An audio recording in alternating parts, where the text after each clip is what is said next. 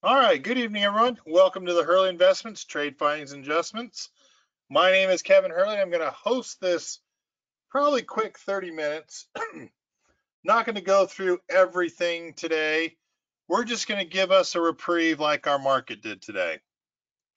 The question I started out with before we started the recording, I just asked the group, obviously they could hear me, but the question was, how long is this going to last?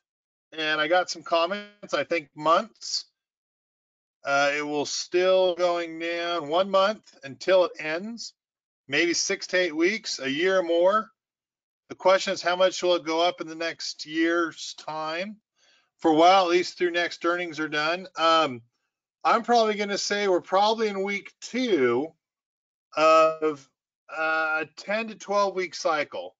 So if you were to ask me, I'd say we're going to have 8 to 10 more weeks of this. And at week 4 through 8 for that 5-week period, the 4th week, the 5th week, the 6th, 7th, and 8th, we will most likely have the exponential growth before we start to taper off. Is that a cough you hear? Yes, I've got a kid that's sick. I've got, he got it from his girlfriend who was sick, but not the coronavirus sick. So we've got 3 of us in our household with a sore throat and a cough.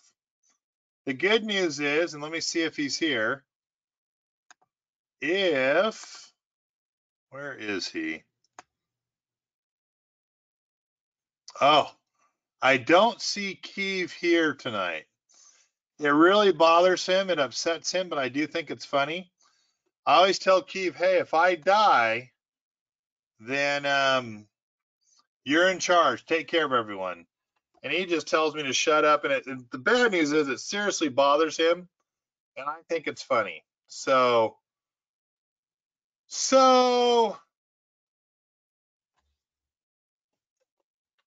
yeah, I could probably find better things to joke about. But that's my morbid sense of humor. And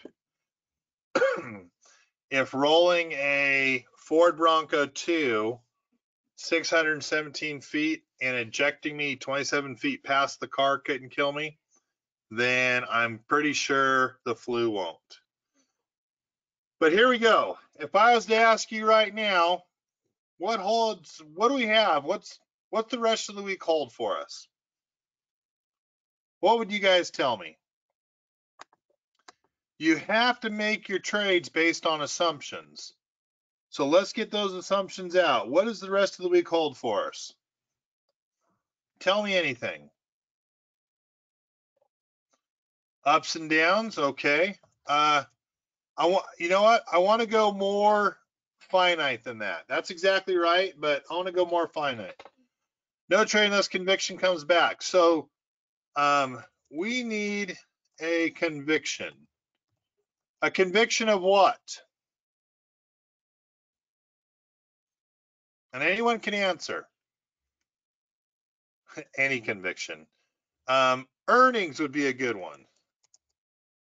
What else could we need? Up or downside, but we really won't get that because we're in limbo, right? But how about time frame for coronavirus? And that time frame could be a time frame in regards to it's slowing down.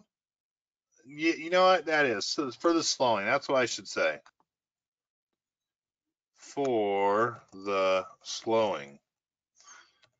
I could say a time frame for the stimulus.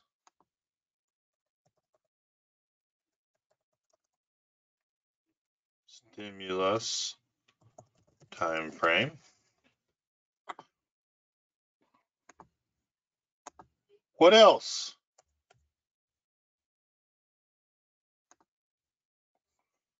if I can tell you what I thought, down day tomorrow. That should go back and test the lows. So we're looking at least dropping 7%.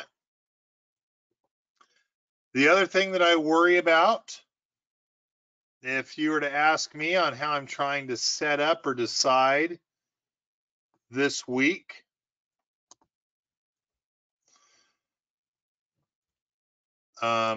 monthly options on Friday,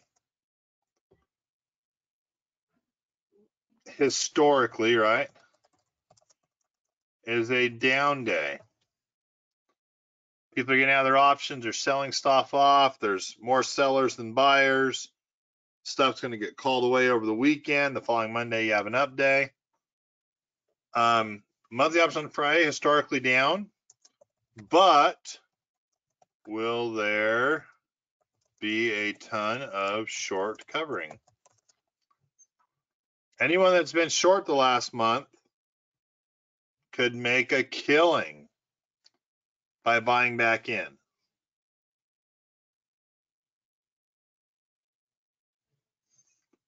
I could also go and say,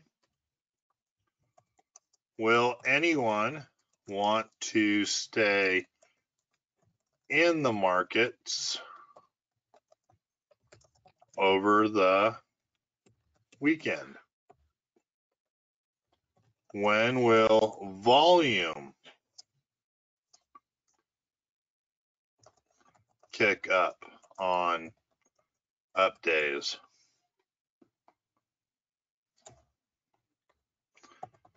How far out will we be for total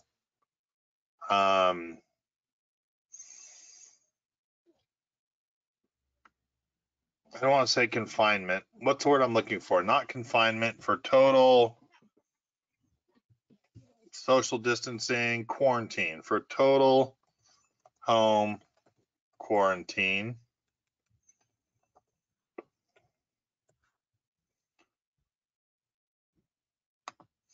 Is it this week or next week, right?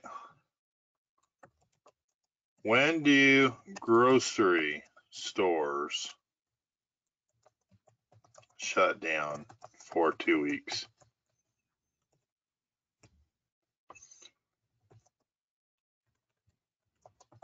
For 4 weeks? For 6 weeks? I don't think it would be any longer than that, but makes you wonder. Makes you wonder. Abraham, I'm going to have to look on that. Abraham just asked, is there a site where you can see current shorting levels for stocks or ETFs?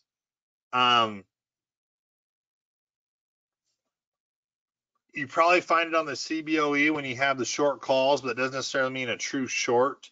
So that is something I will need to look at for you and find.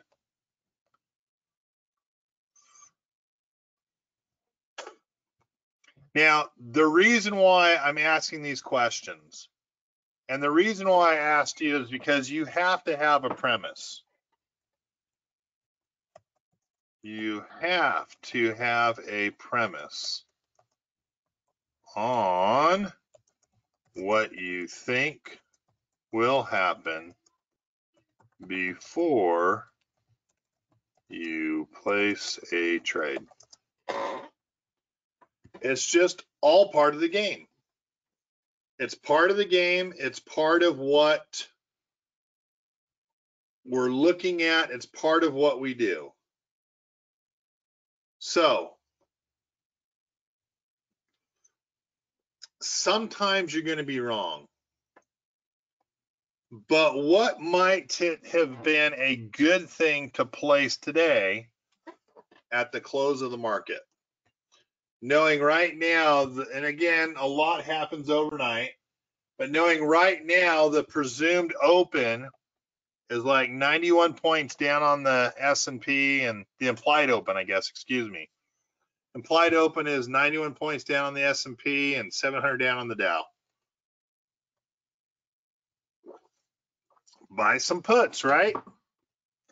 Now I want to buy some puts, but with the VIX at 75 at 80, oh my gosh. If it loses half its value with some good news coming down, half of what you paid for that option, and it's not exact, but remember we're dealing with options, which are theory. Half of what you paid is going to evaporate. 4 weeks out, puts are $9. It's ridiculous. So yes, you do a spread to offset it. And it's interesting that you said it that way, because as Keeve and I were at the end of the day, I'm like, you know what? I'm going to do it.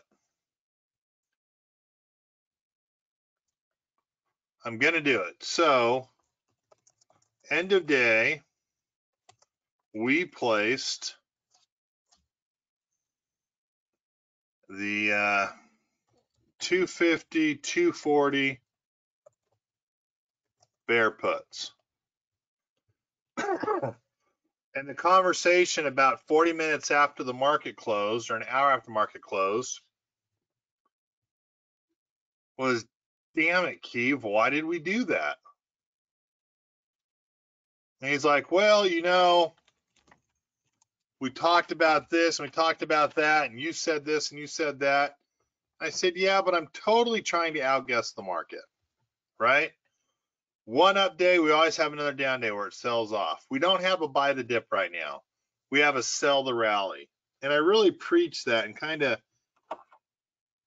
preach that to Keeve to help him better understand. And it's funny because his comment was, well, when is this going to end? And really, I don't think it ends until we lose that 41 to 50% of the market value.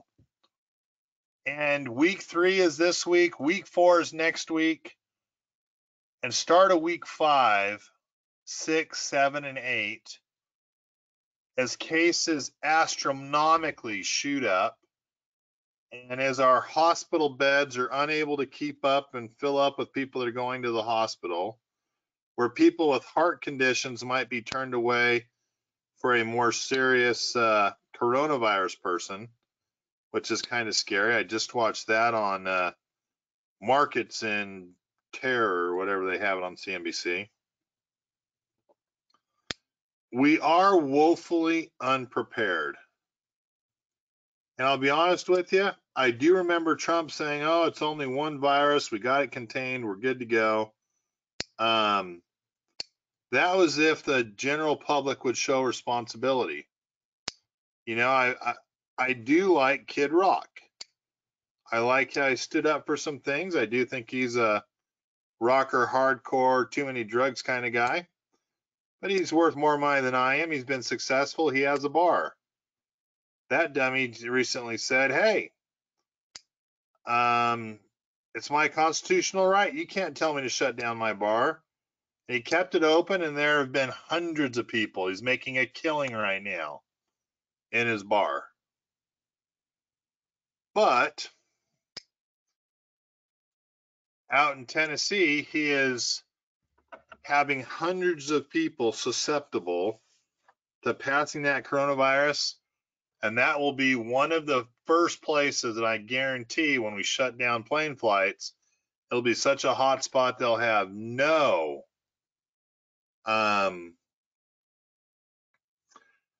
flights going in and out. So, Bill, let me answer that question just a second. So, short answer, it's ridiculously expensive. But for the most part, since it got ridiculously expensive, I'm still looking for that 2 rewards for 1 risk. And it's been about $3.30 to $3.80 for a $10 spread to protect us to the downside. We entered it in accounts all the way across the board. Nothing more than, you know what? For the past several weeks, if we take a look, and not 100%. So yes, this is our best educated guess. It is not necessarily hard science. This is not something you're going to go and you're going to look at and say, well, my educator said this. It's just looking at it and saying, you know what? When it really hit the fan, we had an up day, we sold. We had to wait 2 days here. An up day, we sold. An up day, we sold. Now we got 3 in a row. An up day, we sold. 4 in a row. An up day, we sold. 5 in a row. 5 in a row where we had up days and we sold off. This is looking at technical analysis. This is where you look for your patterns on what you're trying to do. This is where you're going, hey, up day, down day, up day, down day, up day, down day, up day, down day, up day, down day. I've got 1, 2, 3, 4, 5 in a row, right? So my expectation, if the trend continues, you're off to the races. A couple questions came in, so let me get those answered. When you don't know the virus is coming, how do you ever prepare for a black swan event? Well, right here, when you knew some things were happening, the Friday before, you don't say, you know what? We got options expiring. We've got this virus. You know, you probably should roll your protection out instead of taking it off and figuring that we're going to be okay the next day. Maybe you've prepared for earnings. When the black swan events happened for me in 2008, I already had collars on because we were through earnings. Freaking amazing. Flash crashes, I was prepared for earnings. Freaking amazing. When you get a hint that some things aren't right, you don't necessarily prepare for them, but you get into your collars as quickly as possible. The ridiculous part of all of this, well, President Trump should have taken this more seriously and been more prepared. We could have had 2 weeks. Anyone know where that came from? Yeah, that was Biden. That was Biden in a self-taped little political stunt. He could have prepared 2 weeks earlier. Should have made the comment 6 weeks ago. Yet under his watch, and when he was the vice president in charge, we had 60 million swine H1N1 and 12,000 deaths. So what I'm trying to get to here is, because of what we see, we went and we're taking a chance. But we got him in place because we've got 5 in a row, up day, down days, that you know what? We need to be smart. Oh, and guess who just joined us? So Keeb just joined us. What would y'all like to tell Keeb that I may have mentioned earlier when I just wanted to make sure you could hear me? A couple of you type that in so I can repeat it to him. The more that say it, the more I'll repeat. But we went out on nothing more than spotting a chart pattern that said, hey, not technical, 1 up day, sell off. 2 up days, sell off. 3 up days, sell off. 4 up days, 2 sell off days in a row. 5 up days, sell off. We still have lower highs on our chart.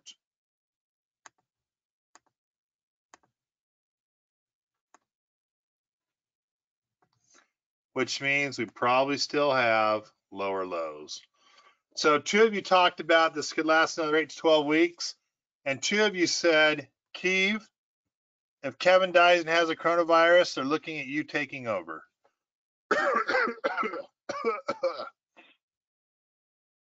And I'm sure he's going to tell me to shut up. But Keeve, you don't maybe want to go back and listen to the recording on this one for what you missed.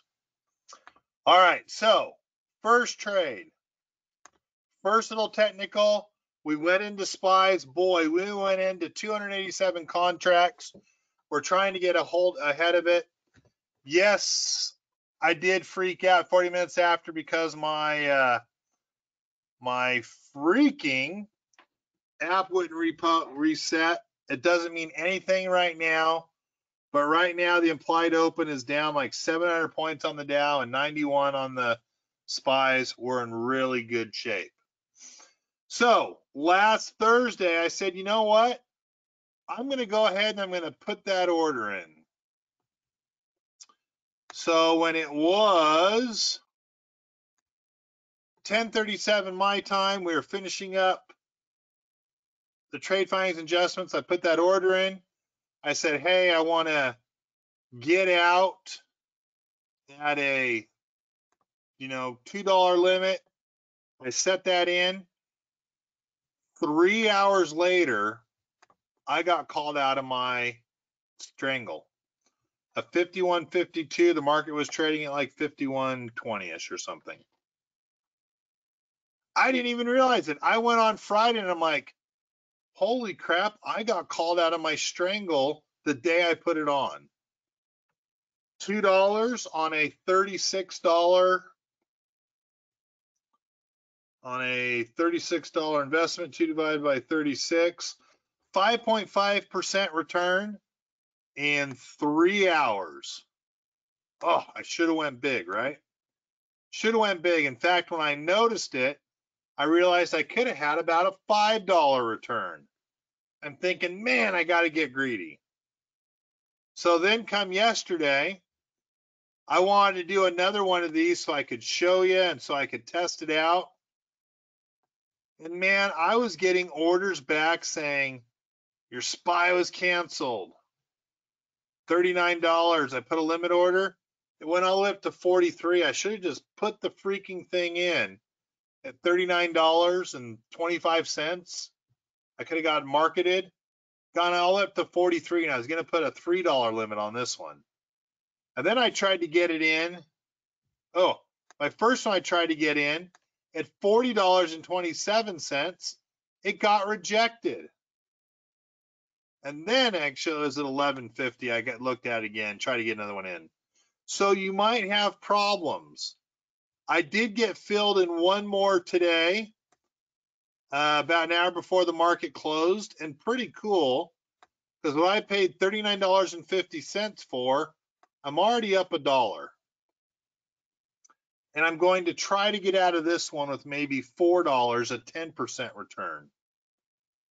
But these strangle straddles are working.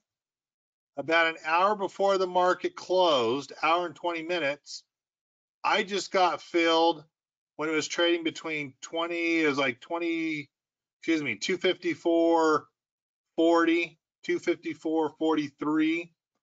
I got filled. I might be able to get out of it pretty quickly tomorrow. So if you are asking me what are some trades to do, a strangle straddle, if you can get it filled for a 5 to 10% return, could be doing very well right now. I'm just testing it. Yeah, I've had one that went through. I actually have one in another account. So this is my third one that if this works, I'm going to start bumping up my contracts. But a strangle straddle is netting you a 5.5% return in 3 hours. Overnight, it netted me roughly about 8.5% in another account. And now I'm trying for a full 10%. I'll put in this one to get out at $43.50, which is only $3 from where I'm at. And we're already looking at a huge down day. I could be in really good shape with the strangle straddles, putting another one on tomorrow at the close. And, you know, just trying to knock off some money here, get a little bit here, a little bit there. So strangle straddles have been working just like they did back in 2008. Any questions you have for me? And while we're here and you guys are typing in those questions, let me run over to CNBC.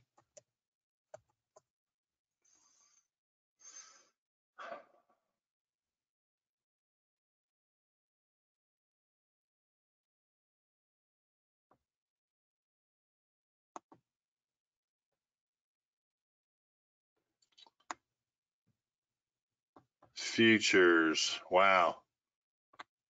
Loving it. So just for the record, 418 fair market open tomorrow, down 628. Down 50 fair market value today, 784.